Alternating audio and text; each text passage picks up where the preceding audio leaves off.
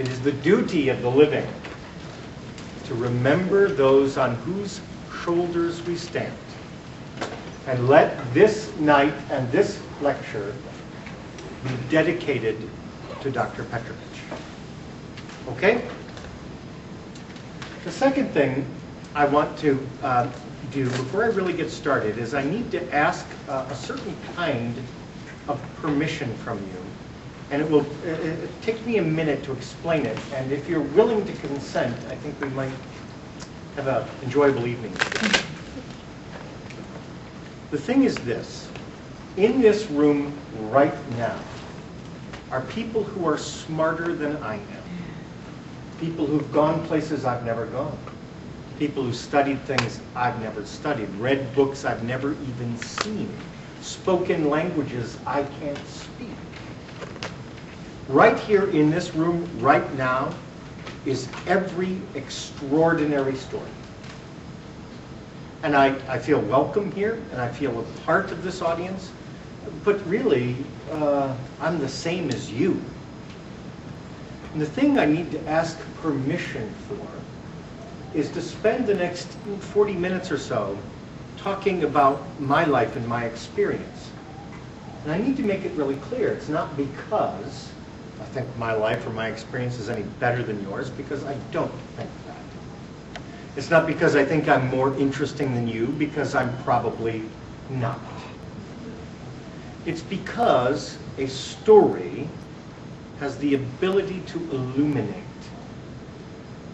And by me telling you my story, I hope to illuminate in a way that would not be possible if I just stuck only to facts and figures. So in some ways it can seem preening, overconfident, conceited, I think, to stand in a room of such smart, accomplished people and spend the whole time telling my story. But if you will give me your permission, I'll tell you my story in a way that I think will be helpful and useful to you.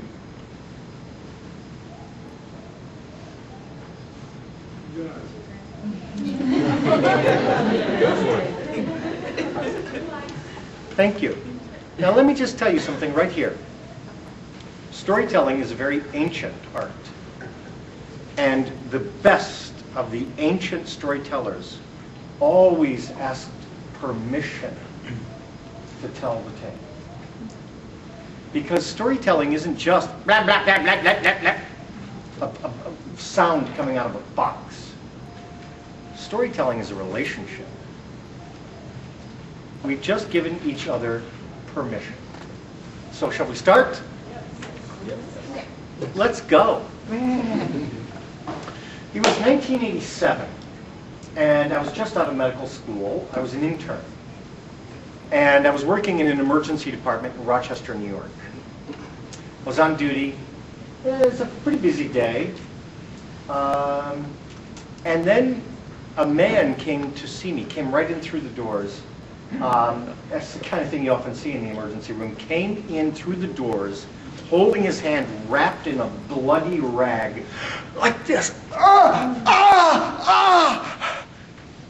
Coming to me for help. I'm an intern. Made me a little nervous.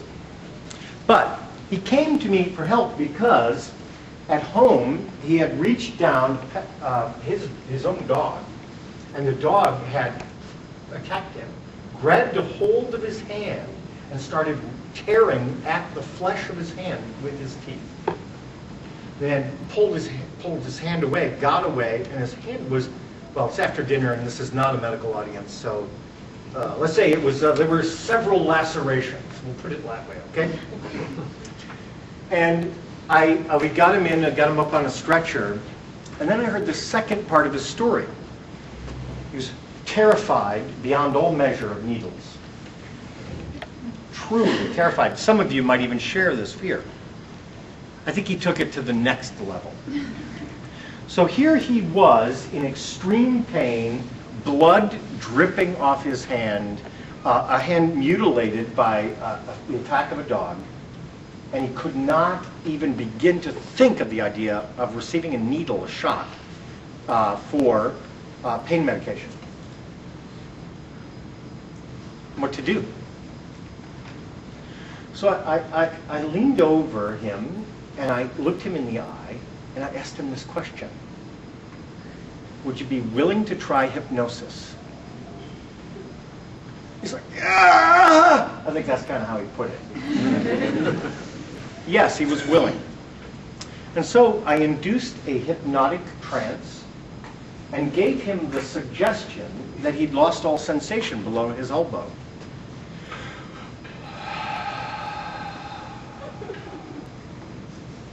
His breathing settled down, heart rate came down, blood pressure came down. Then I got a bowl of that weird brown liquid called betadine. And I got some brushes. And I took the brush, dunked it in the betadine, and started scrubbing the lacerations. Perfectly comfortable. Not a bead of sweat on his forehead. Cleaned the wound. I had to cut away some tissue that was too damaged. And then repaired the wound. Put on the dressing. Then I gave him a post-hypnotic suggestion that he would remain, his hand would remain numb for 24 hours. And then I helped him come out of the trance in a safe and effective way. And then by then I got him up and got him in the sling, got him out to the, wrote him some prescriptions for some antibiotics and some other things. And he's like, Doc, that was great. And I watched him walk out of the ER, bandaged up, clean white dressings, and in no pain whatsoever. And on that day, I really felt, maybe for the first time as a new graduate and everything, for the first time, I felt like a physician. Now I want to take you to 2003 in Greece, in the Peloponnese, up in the highlands of the Peloponnese. There's probably people in this room who've been there. I went to Epidaurus in Greece. Why did I go to Epidaurus? Wow! Obviously, it's the site of the ancient temples of Asclepios. Yeah! And who is Asclepios? The god of medicine. The god of medicine. I went to the ruins of the ancient temple of the god of medicine. And to get there, you drive and drive and drive, and you wonder, boy, people who wanted to get there really had to be dedicated. And even in a car, it's 19 miles from the nearest sort of settlement village up into the highlands. When you get there, it's up in these beautiful, beautiful hills. We were there in August, and so quiet. And I went out into where the temples were, and the biggest part of the ruins, I just want to say, is what's left of the housing that was used for families who would bring the sick to the god, for the priest to care for him, for the ill one who was ill. And one of the smaller parts of the ruins was actually the temple. And the theory was this: the person who was sick would come in to the temple and would lie down to sleep and would have a dream. And in the dream, the god, Asclepios, would talk to the patient and tell them what was wrong. And in the morning, when they woke up, the priests would question the person about their dreams and then use the dreams, which were instructions from Asclepios, to guide the treatment. You think that sounds maybe a little crazy and not effective? What we also found when I toured the temples of Asclepios was they had recovered a whole range of surgical instruments from these ancient Greek temples. And it showed that actually they had a very active and probably, judging from some of the instruments, probably a pretty effective medical practice. You know, without x-rays and without sonography and without antibiotics. Actually, I think they did pretty darn well. Two other things. On the grounds of the temple of Asclepios, was a athletic grounds where games could be held. And next to it, right next to the temple, is the best preserved ancient temple, or excuse me, ancient theater for Greek theater. Beautiful theater. So later that night we went to see a play there. And that reminds me of the Ravens. Now, you're thinking about the football Ravens, right? Don't try to kid me. I'm not talking about the football Ravens. I'm talking about the bird Ravens. Did you know that the raven, the bird, used to be multicolored with all the most beautiful multicolored plumage? Did you know that? Anybody? You didn't know that, did you? Do you know why ravens have black feathers? All has to do with Asclepios. Turns out, Asclepios was born to a virgin. It happens. You might have heard of other situations when this has happened. Anyway, Asclepios was born to a virgin, and the dad, Apollo. Coronis was the woman. Apollo, well, you know, he was that way. And he got together with Coronis. She got pregnant. And then she decided to marry a mortal man. Can you imagine such a thing? Well, in this story, things did not go well for Coronis because Apollo turned out to be kind of jealous. And when he heard that she was going to marry a mortal man, he came down and built a big funeral pyre and put her on top of it and set her on fire. Well, those beautiful ravens, they were so heartbroken by what was happening that they flew around the funeral pyre calling out. And the smoke that rose up from the funeral pyre, the soot from the smoke got on their wings and changed them from multiple colors to black. And it was in their grieving for the death of Coronis that the raven became black. And you think about that this fall, when you see the uniforms and the helmets and stuff. Well, yeah, that has to do with Asclepios. So. So here's what happened. Apollo, hearing the ravens crying out this way, he said, you know, I am being kind of a jerk. So he came down and did a cesarean section, or you might call it an Apollonian section, and cut the baby out of Coronis's womb and gave the baby to the centaur named Chiron. And Chiron raised him up. Now, there's a little more for you to know about this. This is Asclepios. He's a man, right? Born a god, born to a god and a woman. Well, what happened is the centaur Chiron taught him so well and so effectively that he became so good at healing that he could even raise the dead. Now, Zeus did not like this because the power over life and death was not supposed to belong to a human. It was only supposed to belong to the gods.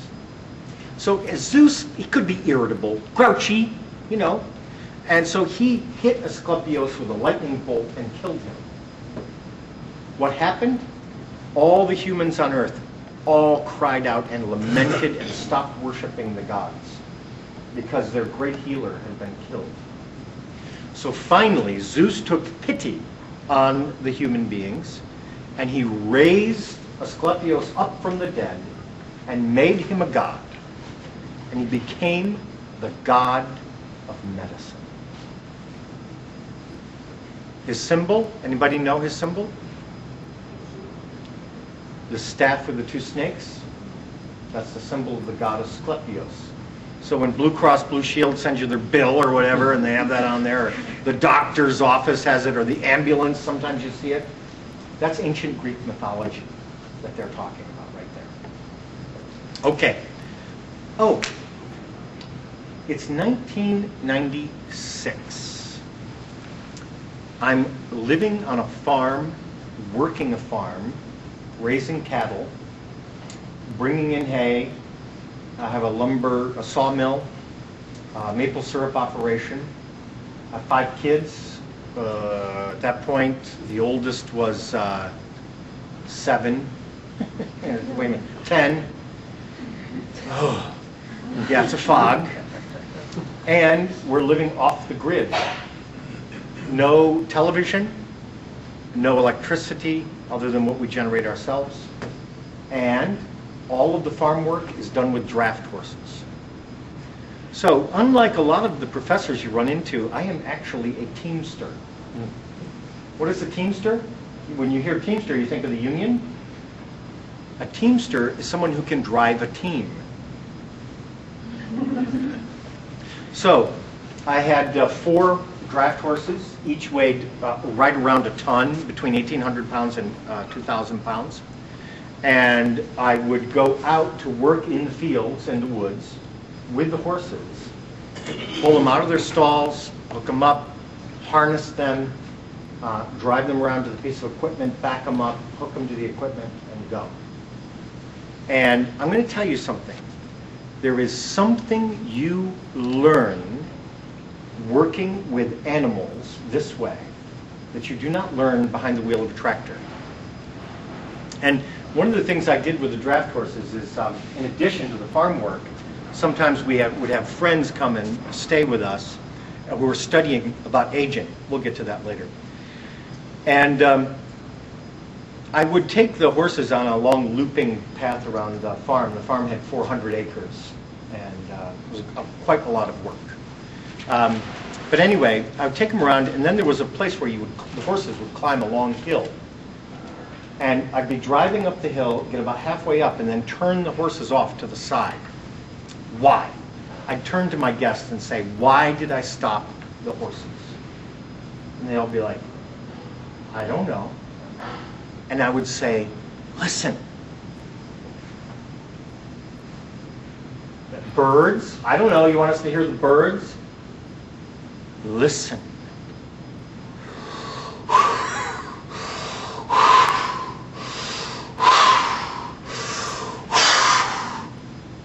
4,000 pounds of horse flesh, winded. As a teamster, I was listening. I was watching their flanks. I was watching how they moved. I was watching the lather on their sides. And I could see when they were starting to get tired and pulled off to let them gather their wind. And here's something that's so different. When you live a life that is surrounded by a womb or a cocoon or a prison, whatever you want to call it, of technology, you lose your hearing, you lose your sight, you lose your sensitivity to the experiences of other living things. And being on the farm, and working on the farm, and driving horses, and caring for horses, and raising cattle, that connected me to the essence that I am surrounded by the living. For as long as I'll be here on this earth, I will be surrounded by the living. Very, very important. Then there was a time in 1999 when I wrote a book, a novel, about a mythical land called Kalamos. I made it up. A place called Kalamos, where people lived in a culture, in a society where elders remained at the beating heart of their world, where elders had a place and a station, where elders were connected to each other and to the young, where elders had a voice. I wrote that book and then decided, well, I want to get this out there, so what can I do? So I took the novel, the book, and I converted it into a play. And then I got sponsors who underwrote a bus trip for me that went 10,000 miles in 30 days. What happened is we took all 5 kids, my mom and dad, and a niece, and we got onto the bus, and the bus driver drove us to a city, overnight, during the night, and we slept on the bus. And during the day, my parents took the kids, and my wife, Jude, and I would meet with people and talk about aging and talk about the care of elders. And in the evening, we would stage the play. It's one man show, 2 acts. And when I started the tour, I thought to myself, you know, I am going to get so bored doing this show 27 times in a row. When I finished the tour and we closed the show in Washington, D.C., I thought to myself, I am only beginning to scratch the surface of my understanding of this thing that I wrote. We don't see the meaning in so much of what's around us. We miss it. And I'm telling you this story because I wrote the damn book. I wrote the play. I performed it on stage 27 nights in a row. You'd think I would know what was up. I did not know what was up. I was only beginning to understand what this story was really about, what it was really saying. That's why great theater, great art endures for thousands of years. And by the way, this is not great theater and great art, but it's the reason why those things endure. They endure because a story can transport us. So, over the last couple of years, I finished writing the sequel to that book, which is here, and will be coming out in book form soon. But this story follows up on the first one about Calamos I told you. And I want to say to you, from the point of view of being interdisciplinary, interdisciplinarity is a technique or a tool. The thing that drives it is passion. Without passion, you don't get the heat you need for fusion. It's passion that provides the energy. It's passion that gets you out of bed. It's passion that keeps you up late at night. Not fear, not striving, not ambition. It is passion that does those things to you.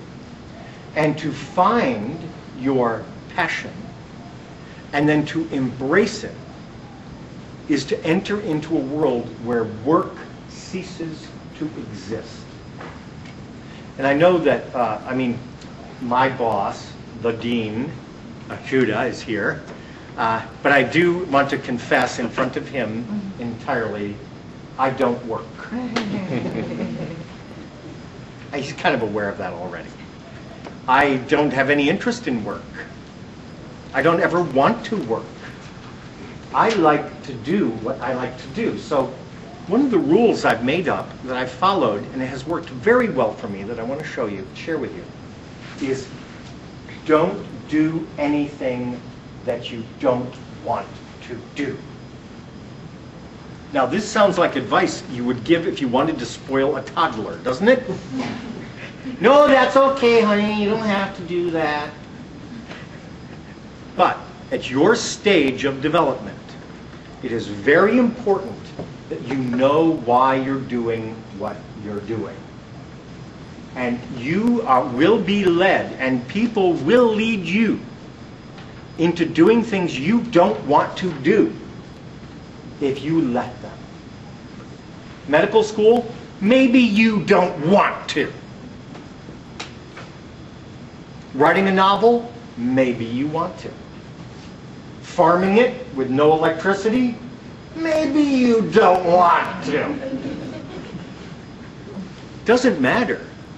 The rule is, don't do it unless you want to. It saves you quite a lot of misadventure if you can follow a rule like that. Does it mean you will not exert yourself? Oh no, you will exert yourself. Imagine having 5 small children, running a farm and a medical practice, and writing books at night. And you get an idea of somebody who's exerting himself. But I did all of that stuff because I wanted to.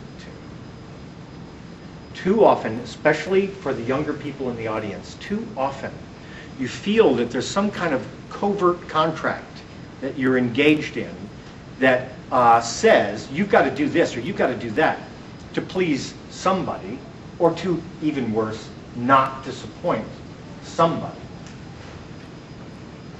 You will have great struggles and difficulty, and you will not find your authentic, true self and life until you stop doing things because other people want you to. Have I made myself clear?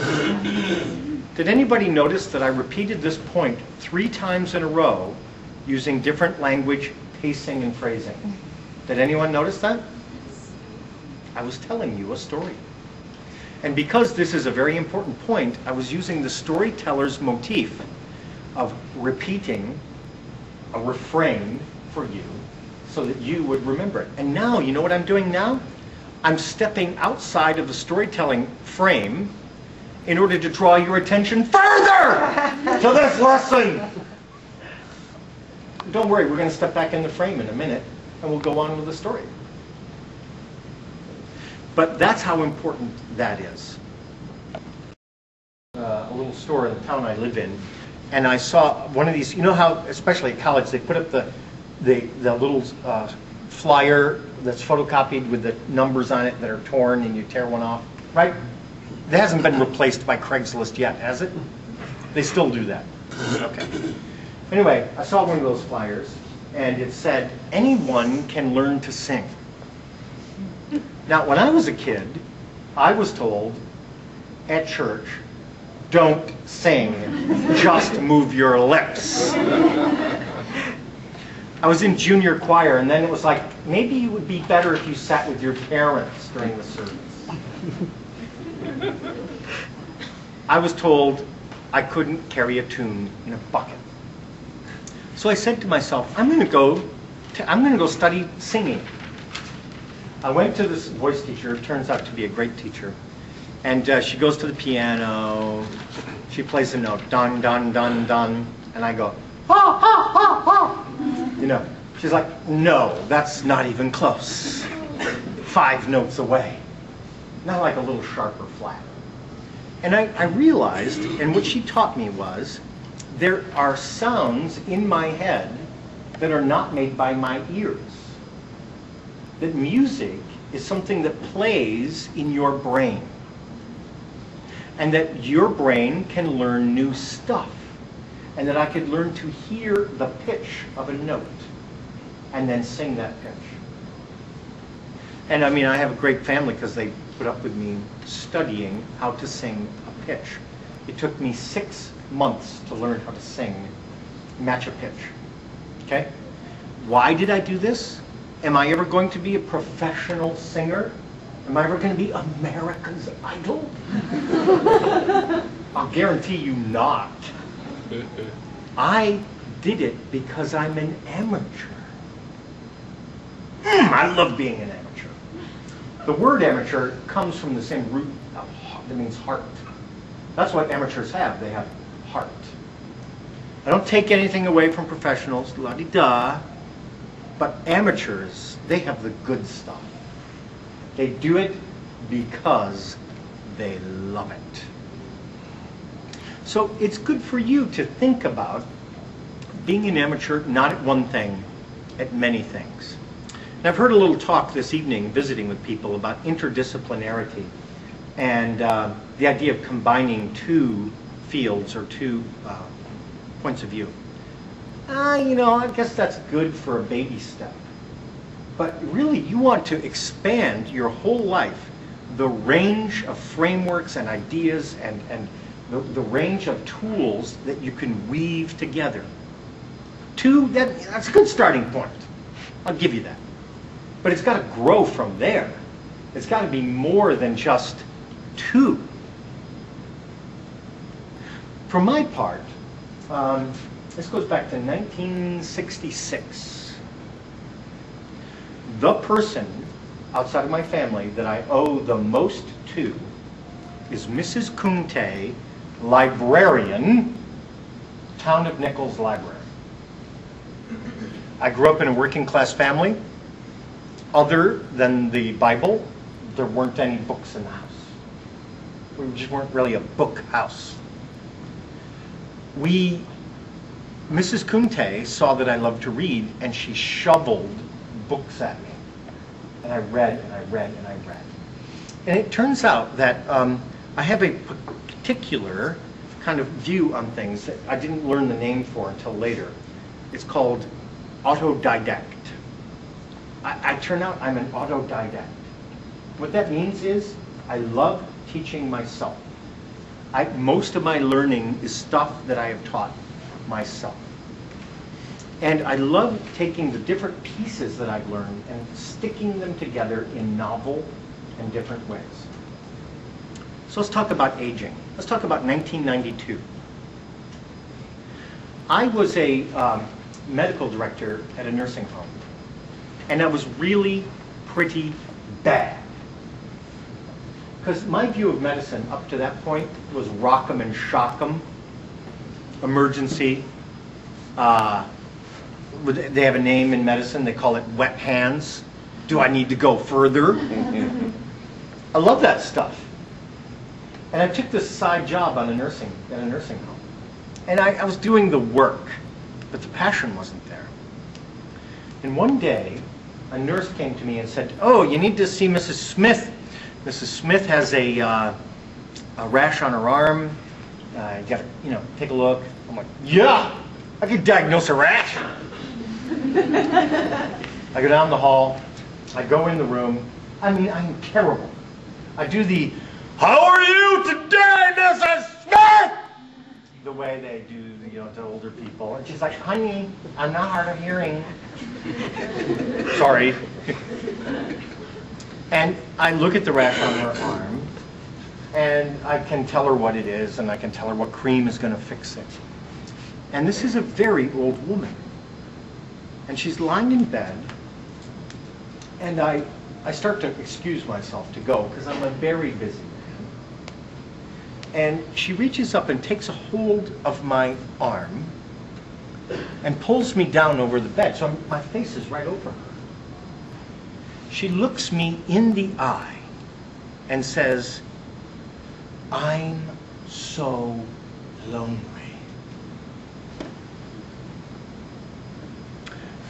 And it was like an arrow pierced my heart. And I kind of staggered out of the room. And I wrote my note and I ordered the triamcinolone cream, which I'm sure you would have done as well. And I went home, and I could not escape. I was going to fix the rash on her arm, and she was going to die of loneliness.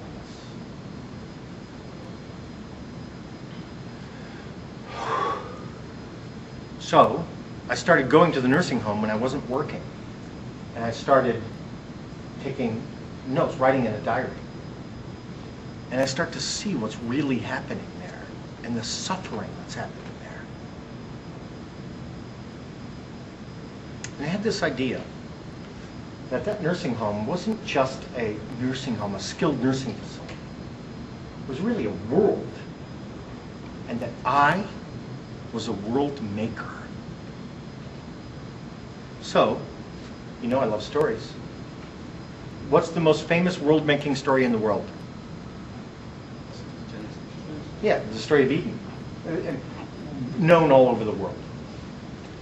And I realized, how about that?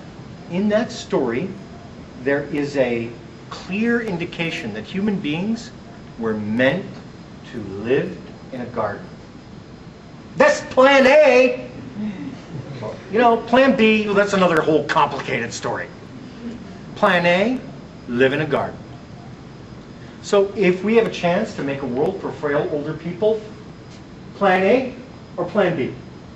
I'm going plan A. I'm going to try to make that nursing home as much like a garden as I possibly can. Less like a hospital, more like a garden. That became the Eden alternative.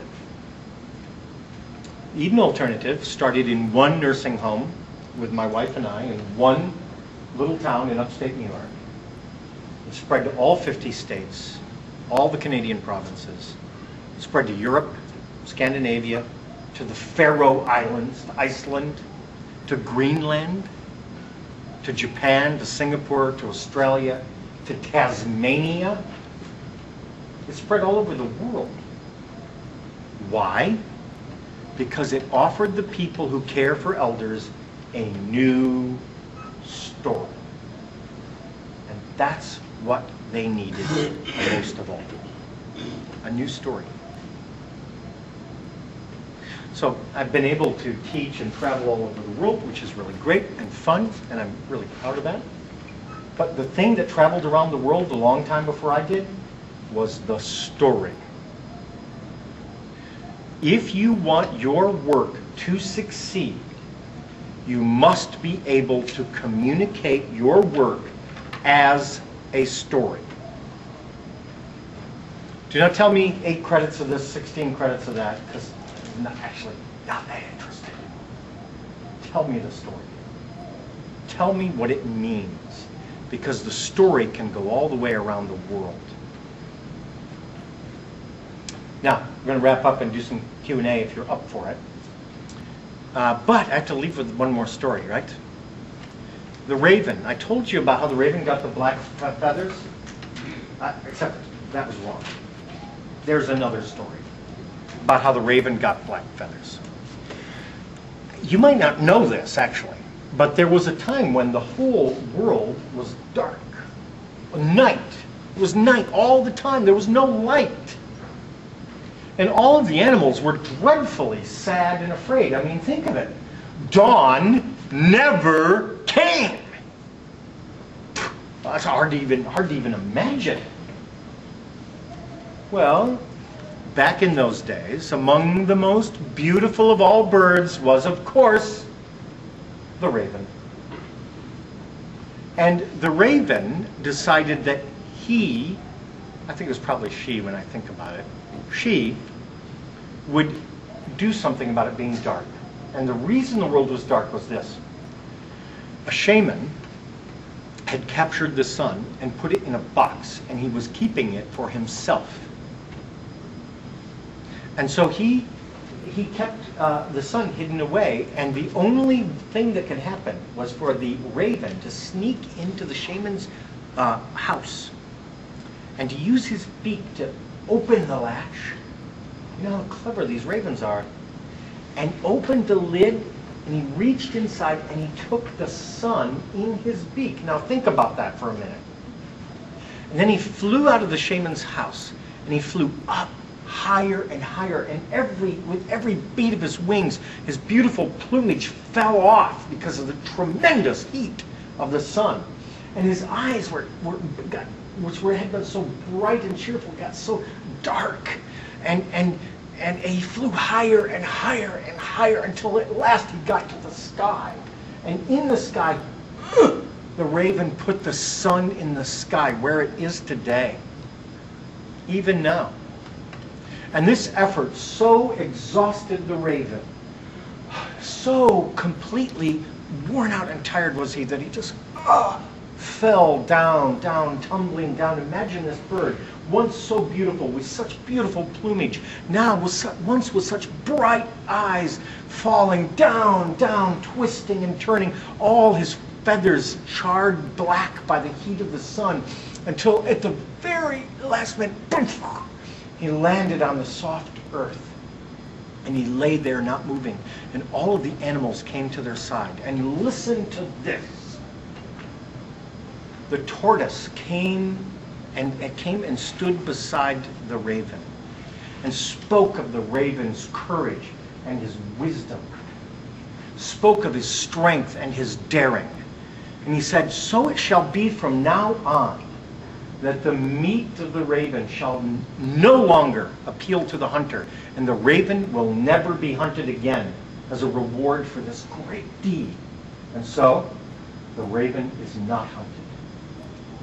And so it was that all of the animals paid their due and paid their respect to what the raven had done for them all. Think about it. Dr. Petrovich, thank you. The raven, thank you. Always, always we give thanks to those who've given so much to us. Say one last thing. For those of you in this room who feel a stirring in your heart to give to those who've given so much to all of us, to give to our elders, to be with them and to care for them, if that stirs in your heart, then you are in the right place. You can learn to become an amateur. You can learn to blend the many strands of thought and experience and knowledge and wisdom that are necessary if you will take good care of the elders. Thank you.